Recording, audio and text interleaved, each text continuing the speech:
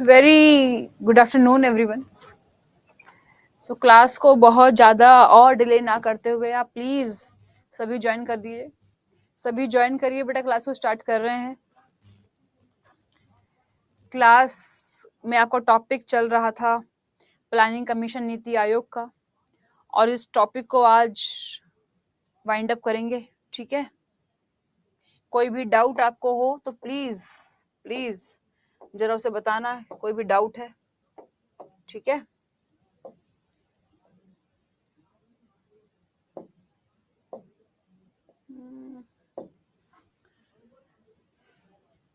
Planning commission आपकी class में topic चल रहा था ये। ठीक है, और ये हम इसको काफ़ी हद तक कवर कर चुके हैं। 6 प्लान हमारे कंप्लीट हो गए हैं और 7th प्लान पर हम आ गए हैं। 7th प्लान की शुरुआत हम यहाँ से करेंगे। Very good morning everyone, good morning to all. और कल आपका आई थिंक एग्जाम रहा होगा, या फिर जब भी आप एग्जाम होंगे तो बहुत दूर नहीं है आपका एग्जाम अब ये वाला। ठीक है, तो बहुत ही क्रिप सा आगे उसको आगे करते हुए सिलेबस को। तो बेटा जो 7th प्लान है, जो 7th प्लान की टाइमिंग है वो है 1985 से 1990।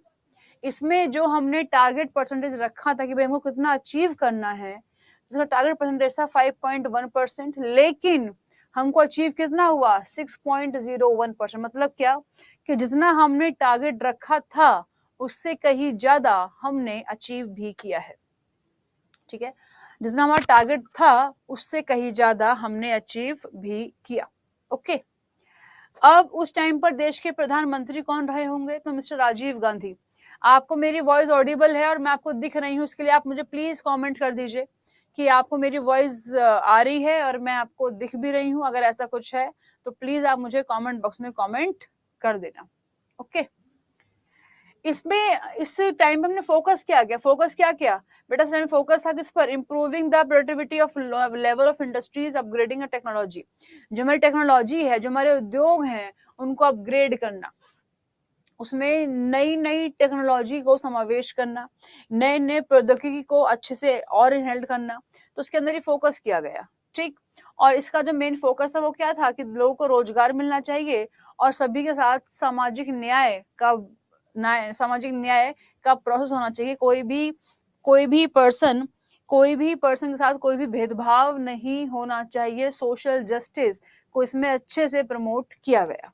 ओके, उसके बाद ये जो प्लान था, जो प्लान है ना, आपने भी पढ़ा 7th प्लान, ये प्लान के बाद कंटिन्यू उसके बाद 2 साल का गैप आ गया।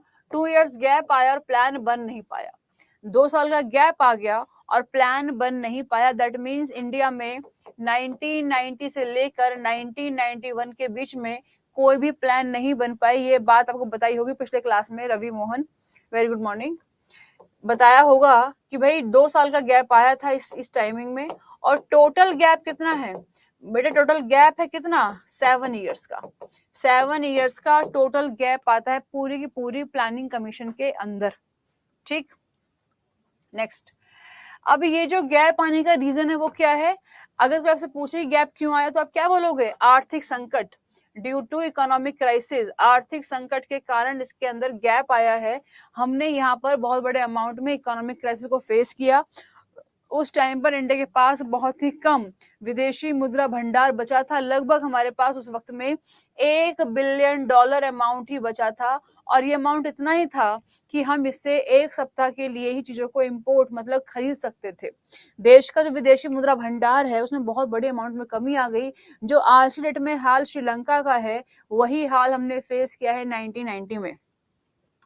जो हालात आज की डेट में श्रीलंका के हैं कि उसके पास विदेशी मुद्रा भंडार की बहुत ज्यादा कमी है, वैसे ही हालात हम फेस कर चुके हैं 1991 के टाइम पर, जब इंडिया के पास भी $1 मिलियन के लगभग रिजर्व रहा था। और ये लगभग इतना ही था कि हम इंडिया में इसके साथ 1 सप्ताह ही निकाल सकते थे। ठीक। तो उस टाइम पर देश के प्रधानमंत्री थे मिस्टर पीवी नरसिम्हा राव, और देश के 22वें फाइनेंस मिनिस्टर थे मिस्टर मनमोहन सिंह। मिस्टर मनमोहन सिंह, जिनके टाइम पर जिन्होंने इस प्रॉब्लम से उबरने के लिए, इस प्रॉब्लम से बचाने के लिए,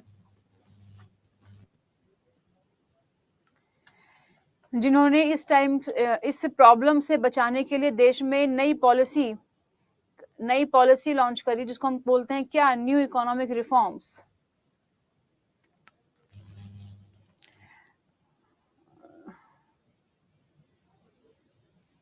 बीपीएससी की मैराथन भी नहीं दी जा रही है।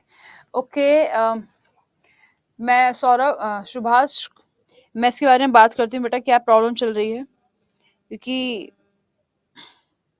आप सीटेड वाले बैच में है, राइट? एक मिनट, मैं आपके कमेंट को ले लेती हूँ और उसके बाद फिर फोटो भेजती हूँ, ठीक है? हाँ, मैं पक्का उस पर रिप्लाई करूंगी आपको। अभी जो क्लास होगी ना 2 से 3 में, देखो अभी आपकी जो क्लास है ये वाली, ये चलती है 12 to 1 में, और फिर इकोनॉमिक्स ही चलेगी 2 to 3 में। तो जब हम 2 to 3 में मिलेंगे, जब दोबारा से पढ़ेंगे 2 to 3 में, 2 से 3 के बीच में, उस वक्त में जो भी आपकी प्रॉब्लम है उसका सॉल्यूशन मैं पूरा देने की कोशिश करूंगी, क्या प्रॉब्लम हो रही है, ठीक है? तो इसका सॉल्यूशन भी दिया जाएगा आपको। हाँ जी। तो उस टाइम पर क्या बोला गया कि भाई देश की प्रॉब्लम से निकलना है, इससे अगर प्रॉब्लम से उबरना है तो हमें एक इंडिया में मुक्त बाजार व्यापार की शुरुआत करनी पड़ेगी। इंडिया में बेटा एलपीजी, लिबरलाइजेशन, प्राइवेटाइजेशन, ग्लोबलाइजेशन की शुरुआत इंडिया में करनी पड़ेगी। यहाँ पर ये कोई वर्ड नहीं है, बैंकरप्ट नहीं है ये। यहाँ पे जो शुरुआत है वो किसकी हो गई? यहाँ पे जो शुरुआत है वो हो गई एलपीजी की। अब यहाँ पे थोड़ा सा आप समझ लो पहले कि क्या होता है एलपीजी। अपने आर्थिक संकट से बचने के लिए गवर्नमेंट ऑफ इंडिया, उस टाइम पर देश के वित्त मंत्री रहे होंगे मिस्टर मनमोहन सिंह, और देश के प्रधानमंत्री थे 9वें प्रधानमंत्री मिस्टर पीवी नरसिम्हा राव। वो पहले दक्षिण भारतीय प्रधानमंत्री थे देश के। तो उदारीकरण मतलब लिबरलाइजेशन, पी का मतलब होता है प्राइवेटाइजेशन, और जी का मतलब होता है ग्लोबलाइजेशन। क्या मतलब भाई? इसका मतलब है वैश्वीकरण। इसका मतलब है निजीकरण, और बेटा इसका मतलब है उदारीकरण। इसका मतलब है उदारीकरण। गवर्नमेंट यहाँ पर थोड़ी सी उदार हो गई। गवर्नमेंट ने क्या बोला कि भाई जो इतने सारे टाइट हमारे यहाँ पर रूल हैं, जो भी अगर कोई बिजनेस शुरू करना चाहता है तो उसको बहुत सारे लाइसेंस, परमिट लेने पड़ते हैं, कोटा लेना पड़ता है। इंडिया में पहले लाइसेंस राज चलता था। अगर आपको छोटे से छोटा भी कोई भी काम शुरू करना पड़ेगा तो पहले गवर्नमेंट से आपको लाइसेंस लेना पड़ेगा, और लाइसेंस लेना कोई इतना इजी काम तो था नहीं, ठीक है? लाइसेंस गवर्नमेंट बेटा इतनी इजी से देती भी नहीं थी। हेलो अभिषेक शेखावत।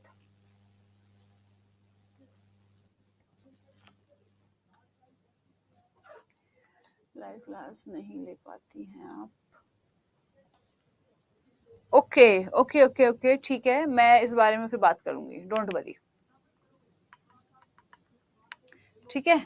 तो बेटा इस टाइम पे जो शुरुआत हो गई उसमें क्या बोला गया कि भाई हर एक काम के लिए लाइसेंस लेना जरूरी नहीं है, बहुत ज्यादा रेस्ट्रिक्शंस नहीं लगाने चाहिए। गवर्नमेंट को थोड़ा सा लिबरल, उदार, दयावान गवर्नमेंट को जाना चाहिए।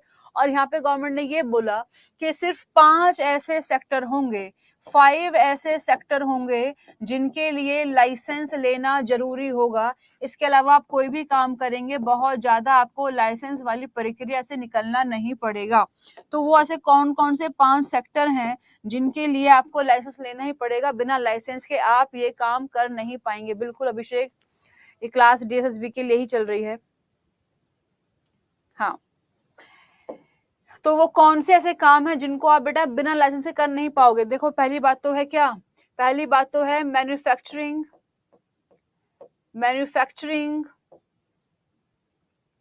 ये मैं आपको हिंदी में लिख देती हूँ। देश के अंदर शराब बनाना, सिगरेट, सिगार व तंबाकू या इससे संबंधित बेटा कोई भी वस्तु अगर आप बनाते हैं तो आपको लाइसेंस चाहिएगा, बिना लाइसेंस के आप ये काम कर नहीं सकते हैं। ठीक है। सेकंड क्या बोला गया इसमें? सेकंड ये बोला गया कि अगर आप कोई ऐसा काम करते हैं जिससे आग लग सकने का डर हो, मतलब अगर आप काम करते हैं फायर वर्क्स में, अग्निशमन में, अगर आप ऐसा कोई काम करते हैं जैसे कि आप माचिस बना रहे हो, आप पटाखे बना रहे हो, ठीक है,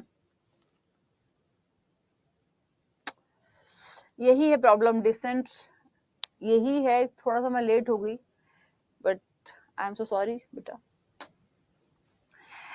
तो भाई लाइसेंस लेना मैंडेटरी हो गया बेटा किसके लिए? अगर आप ऐसा कोई भी काम करते हैं जिससे कि आग लग सकने का डर हो, जिससे कि डर हो, जैसे कि आप बना रहे हैं पटाखे, आप क्रैकर्स बनाते हैं, आप माचिस बनाते हो, आप केमिकल का कोई भी काम करते हो, इट मीन जिससे भी कोई भी लिक्विड फॉर्म, कोई भी गैस फॉर्म, जिससे भी आग लग सकने का डर हो, अगर आप ऐसा कोई भी काम शुरू कर रहे हो या फिर कोई भी काम ऐसा करते हो तो आपको लाइसेंस लेना ही पड़ेगा, मैंडेटरी है। लाइसेंस लेना जरूरी हो जाएगा इन कामों के लिए, अदरवाइज आप इनके अलावा कोई भी काम करेंगे आपको लाइसेंस बहुत ज्यादा जरूरत नहीं पड़ेगी। ठीक है, ये बोला गया इस वक्त में।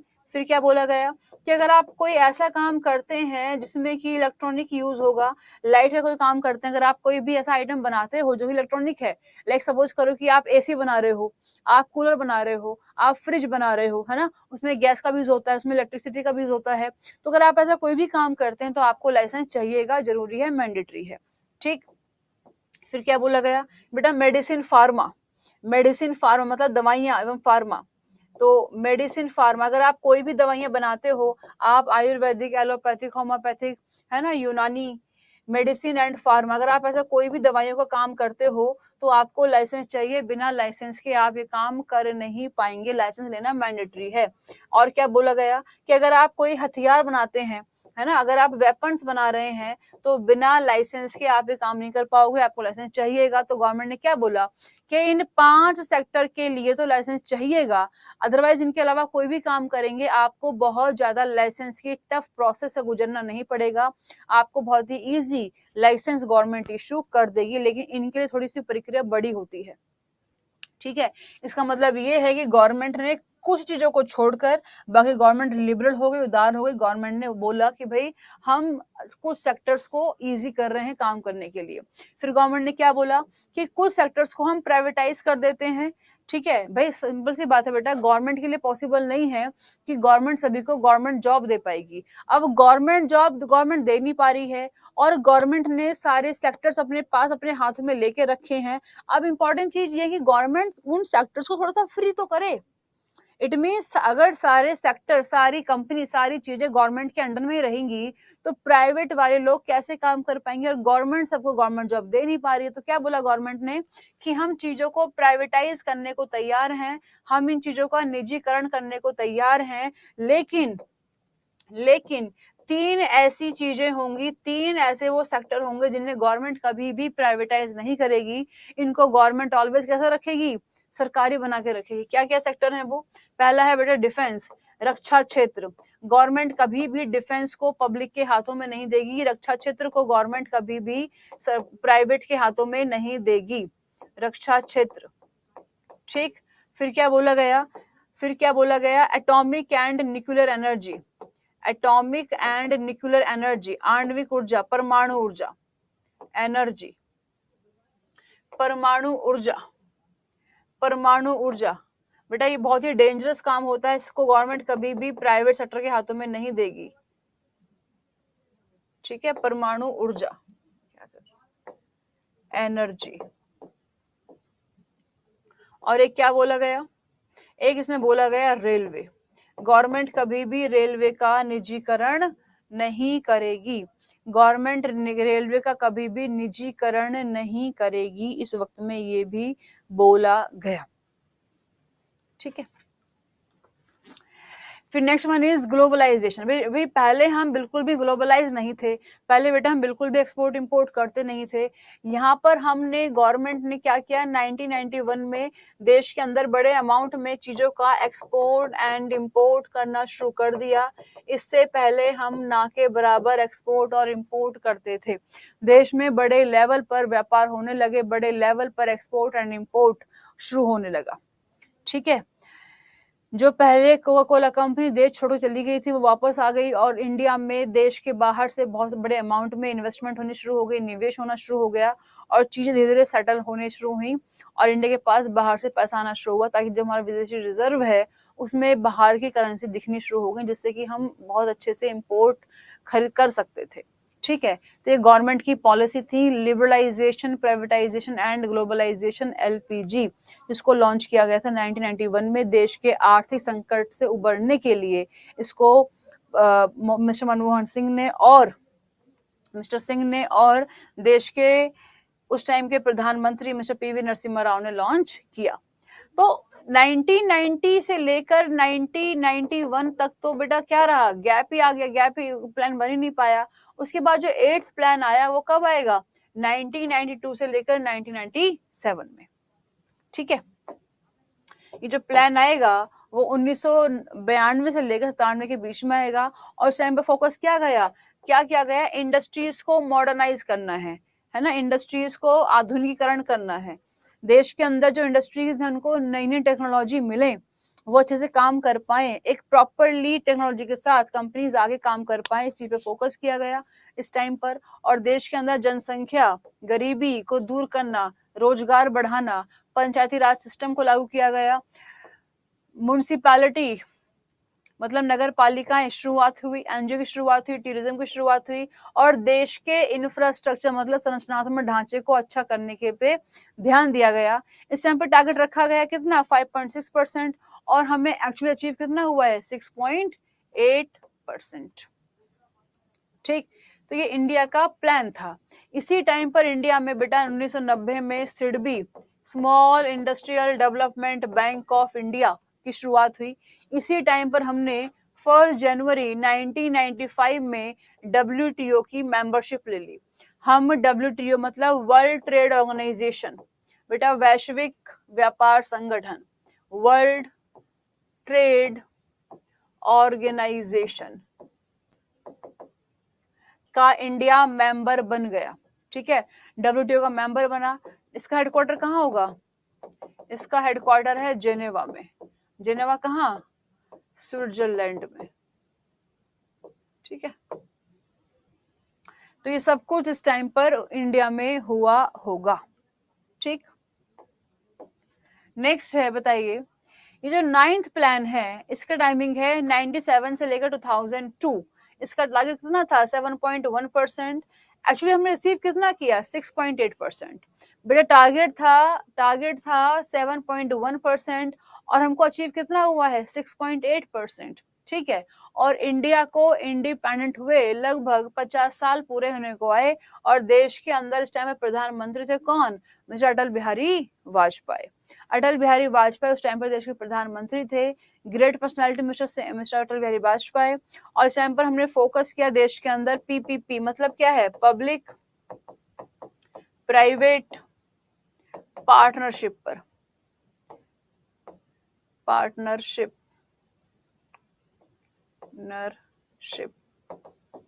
इस टाइम पर फोकस किया गया। देश के कामों को दोनों सेक्टर ने मिल बांटे काम करना शुरू किया। कुछ चीजें गवर्नमेंट के अंडर में, कुछ चीजें प्राइवेट के अंडर में होती थी, तो दोनों मिलकर आपस में काम कर रहे थे, है ना। फोकस किया गया IT सेक्टर पर, वाटर पॉलिसीज पर, देश के इंफ्रास्ट्रक्चर। इसमें सिंपल सी बात यह है, कुल मिलाकर देश को आगे बढ़ाने पर फोकस किया गया। ऐसा कोई स्पेसिफिक क्राइटेरिया नहीं है कि हाँ हमको ये करना है वो करना है। अब क्या है, अब तो ओवरऑल डेवलपमेंट करना है। अब तो हमें रोजगार भी चाहिए, गरीबी दूर होनी चाहिए, लोगों का जो लिविंग ऑफ स्टैंडर्ड है वो थोड़ा हाई होना चाहिए, लोगों की basic need at least need fulfil होनी चाहिए, जो हमारी आधारभूत आवश्यकताएं हैं, रोटी कपड़ा मकान, एजुकेशन, हेल्थ और जस्टिस, वो हमको मिलना चाहिए, है ना। वाटर पॉलिसी, ये सब कुछ गवर्नमेंट के टारगेट थे उस वक्त में। बहुत कुछ नया खास नहीं हुआ। फिर 10th प्लान की टाइमिंग है 2002 से लेके 7। इसमें हमने टारगेट रखा 8%। हमने टारगेट रखा इसमें 8% लगभग जीडीपी का, और हम अचीव कितना हुआ 7.7%। टारगेट था लगभग 8%, अचीव हुआ 7.7%।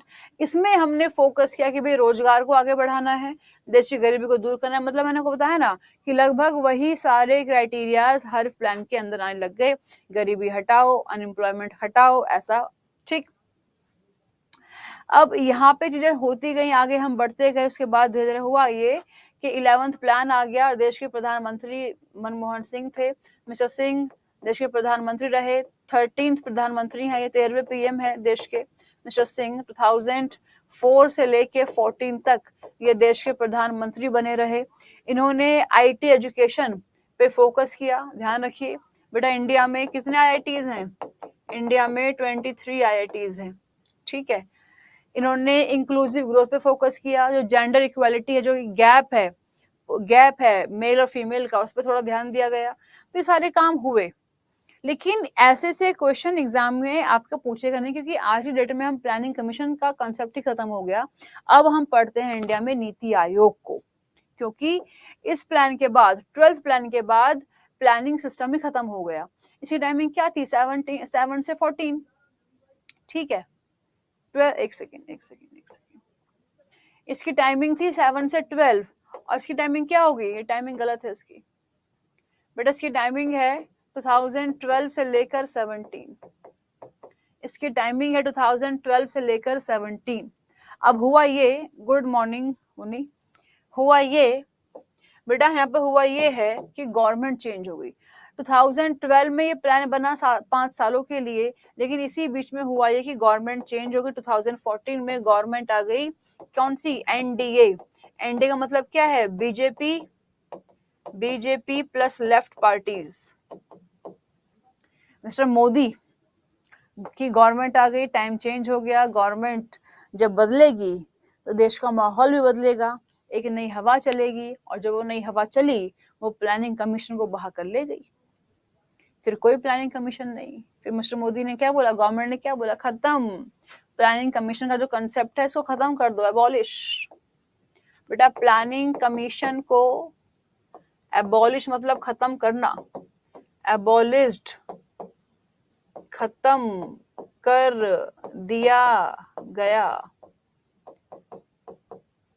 प्लानिंग कमीशन खत्म हो गया। कब हो गया खत्म? कौन सी डेट में खत्म? 13 अगस्त 2014 में खत्म हो गया प्लानिंग कमीशन। समझ रहे हो मेरी बात आप?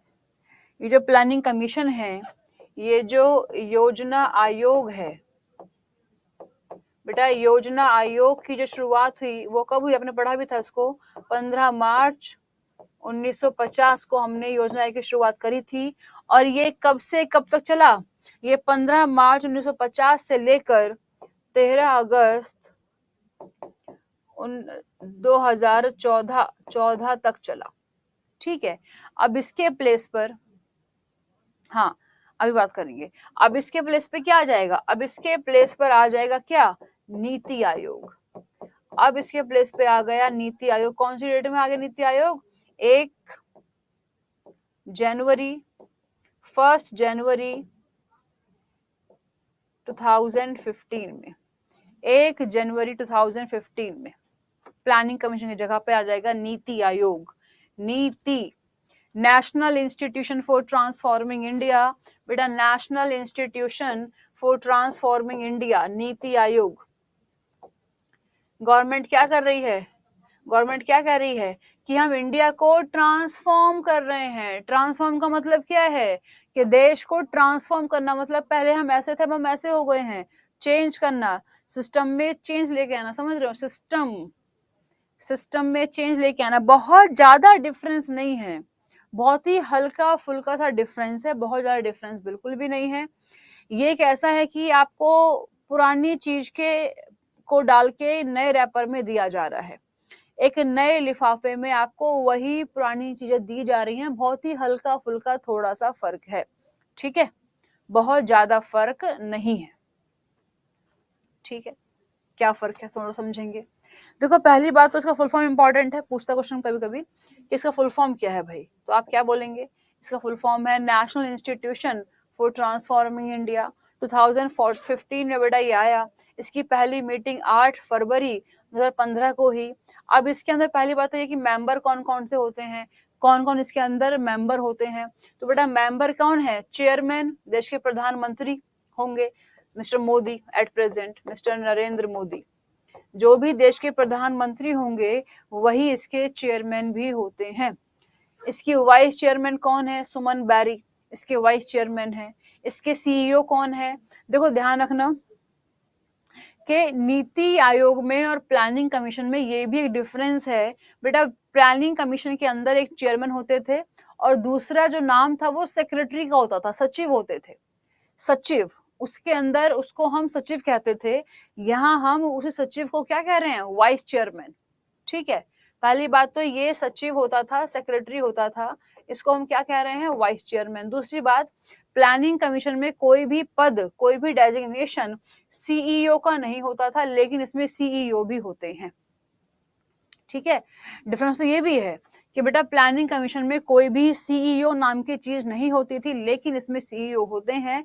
और इसके सीईओ हैं, चौथे सीईओ हैं इसके मिस्टर BVR सुब्रमण्यम। और कौन से अंदर मेंबर होंगे, और इसके अंदर मेंबर होंगे मिस्टर अमित शाह जो कि देश के गृह मंत्री हैं, राजनाथ सिंह जो कि देश के रक्षा मंत्री हैं, मिसेस रमन वित्त मंत्री हैं, फाइनेंस मिनिस्टर हैं, और मिस्टर नरेंद्र सिंह तोमर जो कि देश के एग्रीकल्चरल मिनिस्टर हैं। ठीक है, तो पहले ऐसा नहीं होता था। पहले क्या होता था, एक चेयरमैन, एक सेक्रेटरी और 7 से 8 अदर मेंबर्स। अब इसमें क्या है कि ये मेंबर भी शामिल होंगे, एक्स ऑफिशियो मतलब पदेन अधिकारी, ये सभी मेंबर्स के अंदर शामिल होंगे। ठीक है, और कौन शामिल है, इसमें कुछ लोगों को स्पेशली इनवाइट करके बुलाया जाएगा, जबकि प्लानिंग में ऐसा नहीं होता था। कौन कौन है वो, Nitin Gadkari road and transport minister हैं, मिस्टर पीयूष गोयल हैं, वीरेंद्र कुमार हैं, अश्वनी वैष्णव है रेलवे मंत्री हैं, और Rao Inderjit Singh minister of statistic हैं। ठीक है, रजिया वेरी गुड आफ्टरनून। तो बेटा इन सबको बुलाया जाएगा। फिर क्या होता था कि इसमें अब कुछ ही मेंबर फुल टाइम होंगे। पहले क्या होता था, पहले सभी मेंबर पार्ट टाइम होते, पहले क्या होता था कि बेटा सभी मेंबर फुल टाइम, और मेंबर्स, पहले क्या होता था कि all members was full time members. सभी मेंबर पहले फुल टाइम मेंबर होते थे, फुल टाइम। लेकिन अब इसमें क्या होता है कि कुछ मेंबर फुल टाइम होते हैं और कुछ मेंबर पार्ट टाइम होते हैं। ठीक है, ये भी एक डिफरेंस है, बेटा कि पहले सभी लोग फुल टाइम होते थे, लेकिन अब कुछ ही लोग फुल टाइम है। कितने लोग फुल टाइम है, कुल 3 लोग। आपको बताया ना पहले प्लानिंग कमीशन के अंदर कि पहले जो 7 से 8 मेंबर होते थे वो सभी मेंबर फुल टाइम, सब मेंबर पूरे 5 साल तक बने रहेंगे। अब देखो प्लानिंग कमीशन काम क्या, प्लान करना। जैसे काम ही प्लान करना है बेटा, जब इसका प्लान करना है, इसका काम है क्या, प्लानिंग करना। इसका काम क्या है, देश के लिए प्लान करना। अब इसने प्लान तो कर दिया, अब उसको प्लान को बीच बीच में रिव्यू करना पड़ता है कि प्लान प्रॉपर्ली काम कर रहा है, नहीं कर रहा है। और अगर प्लान प्रॉपर्ली काम ही नहीं करेगा तो फिर क्या मतलब हो जाएगा प्लानिंग करने का। तो सिंपल सी बात ये है कि यहाँ पे प्लानिंग प्रॉपर्ली प्लान करे उस चीज के लिए पहले क्या होता था कि पूरे मेंबर 5 साल तक मेंबर बने रहते थे, लेकिन नीति आयोग में ऐसा नहीं है। नीति आयोग में कुछ ही मेंबर फुल टाइम है, बाकी सब member part time. Good afternoon study lover Smita. ठीक है, तो फुल टाइम मेंबर कौन कौन है at present, mister VK Saraswat जो कि रह चुके हैं चीफ ऑफ DRDO। बेटा ये चीफ ऑफ DRDO रह चुके हैं मिस्टर VK सारस्वत। ठीक है, हाँ जी, ये लोग इतने माइंडेड हैं। रमेश चंद एग्रीकल्चरल एक्सपर्ट हैं, एंड मिस्टर VK पॉल इसमें हेल्थ एक्सपर्ट हैं, ये हेल्थ एक्सपर्ट हैं। ठीक है बेटा, और मिस्टर अरविंद विरमानी इकोनॉमिस्ट हैं, ये देश के ग्रेट इकोनॉमिस्ट हैं। ठीक, और इनके अलावा कौन कौन मेंबर होते थे, इनके होते हैं सभी राज्यों के CM। ठीक है, सभी राज्यों के CM और सभी केंद्र शासित प्रदेशों के प्रशासक या फिर लेफ्टिनेंट गवर्नर इसके मेंबर होते थे। ठीक, अब इसका एम क्या है, इसका लक्ष्य क्या है, इसका लक्ष्य है अचीव करना क्या, सस्टेनेबल डेवलपमेंट। मतलब क्या है, सतत विकास, सबका विकास हो, ऐसा नहीं कि इनइक्वालिटी हो, कुछ का हो रहा है कुछ का नहीं हो रहा है, कुछ लोग सुपर रिच बनते जा रहे हैं, कुछ लोग बहुत ही गरीब हैं, कुछ लोग बहुत ही रिच हैं, कुछ लोग बहुत ही गरीब हैं, ऐसा नहीं होना चाहिए। विकास सबका होना चाहिए, ठीक है। तो इसका जो मेरा मेन मुद्दा है, उद्देश्य वो क्या है, सरकार की भागीदारी को बढ़ावा देकर सहकारी संघवाद के साथ सतत विकास के लक्ष्य को प्राप्त करना और भारत की आर्थिक नीति के निर्माण प्रक्रिया में नीचे से ऊपर, मतलब क्या है, इसकी शुरुआत कैसे होती है, बॉटम से टॉप, नीचे से ऊपर, बॉटम से टॉप, मतलब क्या है, इसमें क्या बोल रहे हैं कि भाई नीति आयोग में क्या होता है, नीति आयोग के अंदर जो अप्रोच है वो नीचे से ऊपर की ओर है, क्योंकि प्लानिंग कमीशन में क्या होता था कि अप्रोच ऊपर से नीचे की ओर होती थी। प्लानिंग में क्या होता था कि ऊपर के लोग प्लान बना देंगे, फिर नीचे वो इम्प्लीमेंट करेंगे, ठीक है। अब क्या होता है कि नीचे के हिसाब से बनेंगे प्लान, जब प्लान क्या ठीक है उसके बाद उनको बताया जाएगा भाई देश के लिए ये कुछ होना चाहिए। जो अप्रोच है वो बॉटम टू टॉप हो गई, ठीक है, अप्रोच बॉटम टू टॉप हो गई। वेरी गुड रवि, गुड, ठीक। अब नीति आयोग में क्या बोला गया कि भाई हम जो आएंगे, हम जो शुरुआत करेंगे 3 इयर्स की स्टार्टिंग में, बेटा 2014 से लेकर 17 तक ये हमारा मिशन होगा कि हमको आने वाले टाइम में इन 3 सालों में क्या कुछ करना है। फिर 7 साल 2000, फिर क्या बोला कि 7 ईयर, मतलब क्या है 17 से लेकर 2024, मतलब अभी जो टाइम चल रहा है इस टाइम पर हम जो भी करेंगे ये हमारा विजन है, ऐसा हम कुछ करना चाहते हैं, ठीक है। फिर गवर्नमेंट क्या बोल रही है कि आने वाले, ये 7 ईयर का हो गया, आने वाले 15 ईयर्स में भी हम ही आएंगे, ऐसा गवर्नमेंट को लगता है। और गवर्नमेंट ने क्या बोला कि हमें बहुत लंबा चलना है, देश के लिए हम बहुत सारे काम करने हैं, तो ये देश का रोड मैप है 15। तो गवर्नमेंट बहुत आगे का चल रही है सोचकर, ठीक है। तो गवर्नमेंट आगे का, बहुत आगे का सोचकर चल रही है, ठीक। गवर्नमेंट का मेन मकसद क्या है बेटा, मिनिमम गवर्नमेंट मैक्सिमम गवर्नेंस, कम लोगों से बहुत सारा काम कराया जाए, मिनिमम गवर्नमेंट, बेटा मिनिमम गवर्नमेंट और मैक्सिमम गवर्नेंस, कम लोग बहुत सारा काम करें, मिनिमम गवर्नमेंट मैक्सिमम गवर्नेंस, कम लोग बहुत सारा काम करें, ठीक। अब अगर हम देखें डिफरेंस क्या है, दोनों के बीच का डिफरेंस होता ही क्या है, बेटा पहली बात तो देखो अप्रोच, अप्रोच क्या है, अप्रोच इसकी कैसी है, बॉटम टू अप, नीचे से ऊपर की ओर है, बॉटम टू अप, जबकि इसकी कैसी थी, टॉप टू डाउन, इसकी ऐसे थी टॉप टू डाउन, ठीक है, पहली बात। तो दूसरी बात,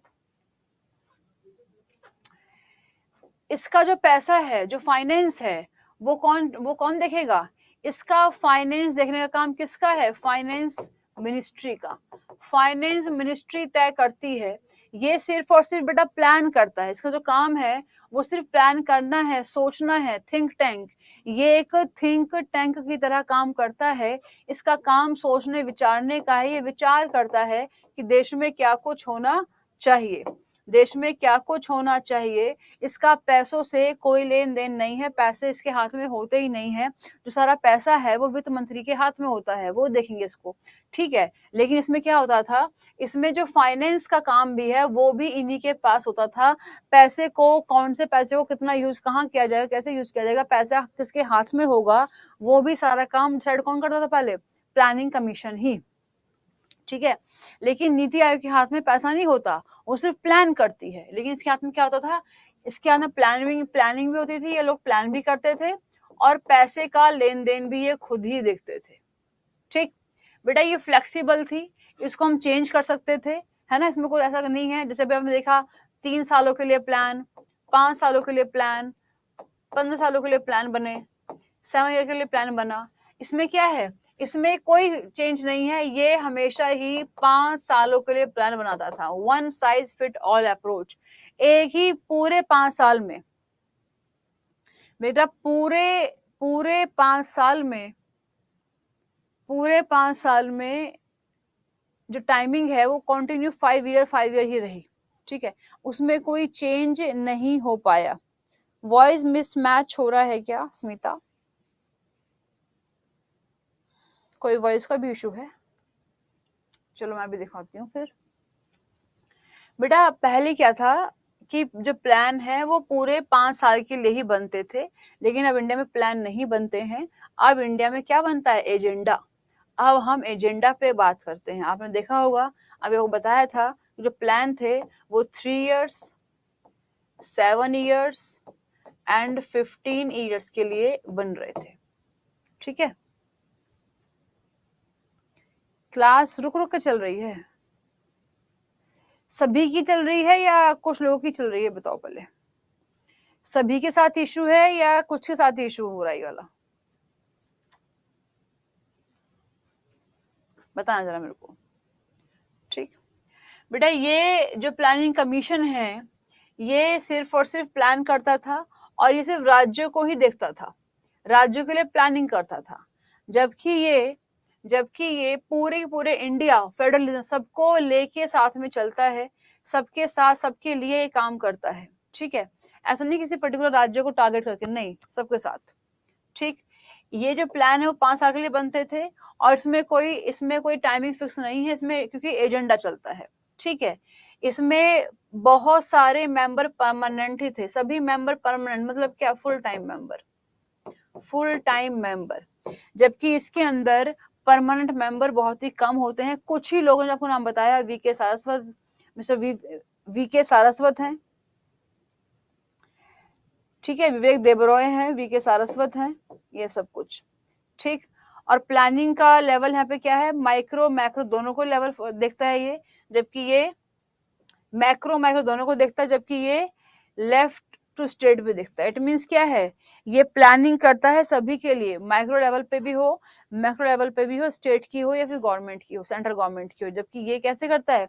ये प्लानिंग सिर्फ और सिर्फ मैक्रो लेवल ही करता है, इसमें स्टेट का कोई लॉजिक नहीं होता है। देखो दिक्कत ये है थोड़ी सी कि बेटा आपका जो एग्जाम है वो शायद जल्दी पास में ही है, इसलिए मैं सोचती हूँ कि आपको जितना मैं बता पाऊँ उतना कम है, और आपका जो एग्जाम है वो शायद ज्यादा पास में ही है। नो डाउट सिलेबस पूरा करना बहुत तो मुश्किल है मेरे लिए कि मैं बहुत जल्दी सिलेबस आपको कर दूं, और अगर मैं सिलेबस खत्म करना चाहूँ भी तो सिलेबस को उड़ाया जाएगा, मतलब प्रॉपरली आपको समझ में आएगा नहीं। तो मैं कोशिश तो यही कर रही हूँ कि थोड़ा सा आपको धीरे धीरे लेके चलूँ, लेकिन जब लगता है कि हाँ थोड़ा सिलेबस कवर हो जाना चाहिए तो मुझे अपनी स्पीड थोड़ी बढ़ानी पड़ती है। तो हो सकता है कि आपको थोड़ा बहुत समझ में थोड़ा कम आए मेरी चीजें, लेकिन मैं कोशिश करूंगी कि जितना आपको कराया जाए उतना आपको हमेशा याद रहे। तो आपकी जो क्लास है अगर हम देखें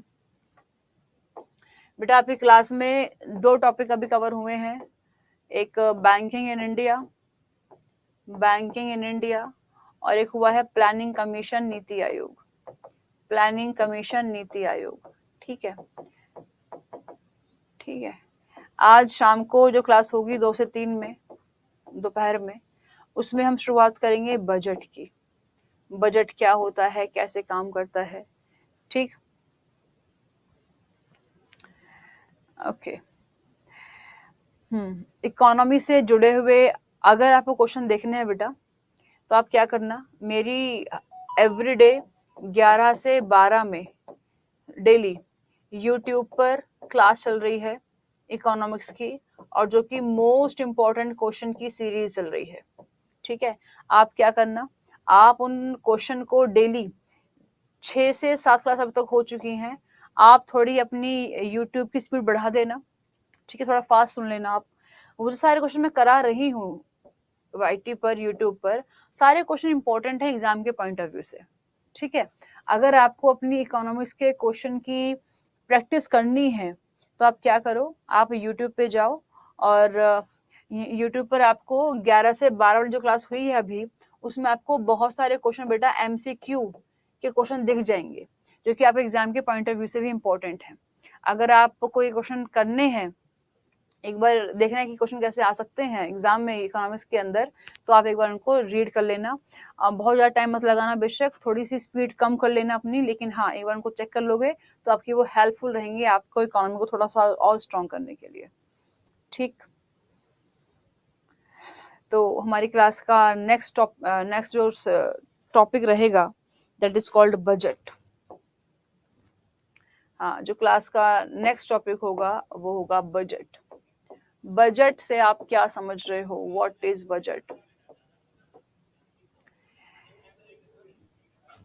ओके, देखो कई बार आपसे क्वेश्चन पूछ लेगा, बताओ बेटा बजट जो कंसेप्ट है बजट वो कौन से आर्टिकल में आता है, संविधान के कौन से आर्टिकल में, अनुच्छेद में मेंशन किया गया है? देखो सिंपल सी बात है कि भाई बजट तो सभी बनाते हैं और बजट बनाना इम्पोर्टेंट भी है। अगर आपके पास 100 रुपए का भी नोट है तो उसका भी अपना एक बजट है कि वो 100 रुपए का नोट आपको कब, कहाँ, किस पर, कैसे, क्यों खर्च करना है ना? तो हम सभी लोग बनाते हैं अपना अपना बजट। बजट इम्पोर्टेंट है। तो जैसे हम बनाते हैं अपना बजट वैसे ही देश की सरकार भी बनाती है अपना बजट। बेटा जो शब्द है ना बजट, बजट एक बहुत ही लोकल सा वर्ड है जो कि हम ऐसे यूज कर लेते हैं।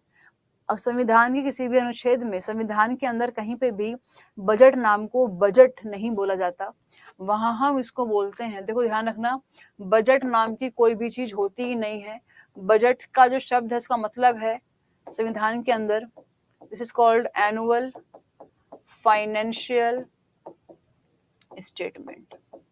बेटा एनुअल फाइनेंशियल स्टेटमेंट, ठीक, एनुअल फाइनेंशियल स्टेटमेंट, वार्षिक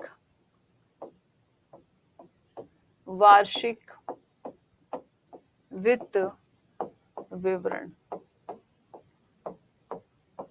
गवर्नमेंट क्या कह रही है कि हम बनाते हैं एनुअल फाइनेंशियल स्टेटमेंट। जो बजट है वो फॉर्मल लैंग्वेज नहीं है, वो एक औपचारिक भाषा नहीं है, उसको हम बहुत ही नॉर्मल लैंग्वेज में बोलते हैं बजट। एक्चुअली जो भाषा है जो संविधान में इस्तेमाल की गई है बजट के लिए वो क्या है, एनुअल फाइनेंशियल स्टेटमेंट। क्या बोला गया कि हर एक देश की सरकार देश के लिए एक वार्षिक वित्त विवरण तैयार करेगी, जो कि लिखा हुआ है कौन से आर्टिकल में, आर्टिकल नंबर 112 में।